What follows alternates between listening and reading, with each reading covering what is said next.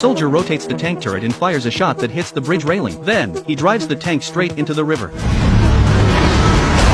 The moment the tank hits the water, the crew puts on their oxygen masks. When they were about to get out of the tank, they were suddenly attacked by the rebels. With no choice, they had to stay inside. The rebels thought they had drowned and gave up, then got on speedboats to search for their enemy. What the rebels didn't know was that the special ops team had already slipped out and was moving quickly downstream along the current. Suddenly, one soldier saw a strange building. Driven by curiosity, they swam over to check it out and found that it was a World War II vault. However, it was not the time to explore. To prevent the rebels from diving and discovering the vault, they surfaced on purpose and started shooting at the rebels. The rebels, being caught off guard, were defeated quickly. With the enemy's main force still some distance away, they got on a speedboat and fled. Soon, they safely returned to the base, although they captured the rebel leader because they didn't follow the plan. The three of them received a minor punishment, but they weren't bothered by it because they knew there was a vault full of gold waiting for them in the river. Before long, they found Anna, a history buff who studied modern history. When she heard about the vault, she was extremely excited. She took out a piece of gold and said it came from the vault at the bottom of the river. It turned out that during World War II, a general hid all his gold in an unknown small village. To keep the secret, he carried out a cruel act that led to the villagers' misfortune. However, a few people managed to escape, and Anna's grandpa was one of them. He even took a piece of gold with him when he left. After hiding the gold, Grandpa encountered the Soviets. They led everyone to the mountain and prepared to detonate the dam. When the explosives exploded, a large amount of seawater rushed into the village. The Germans, who were unaware of this, and the gold were submerged in the water. Years passed, and no one found that batch of gold until these people accidentally discovered it during a mission. Looking at the countless gold in the vault, they bought a lot of diving equipment, planning to use the buoyancy of the river to retrieve it. Since the vault was in rebel-controlled territory, the team took a plane, flew to a high altitude, and quietly dropped into the waters where the vault was located.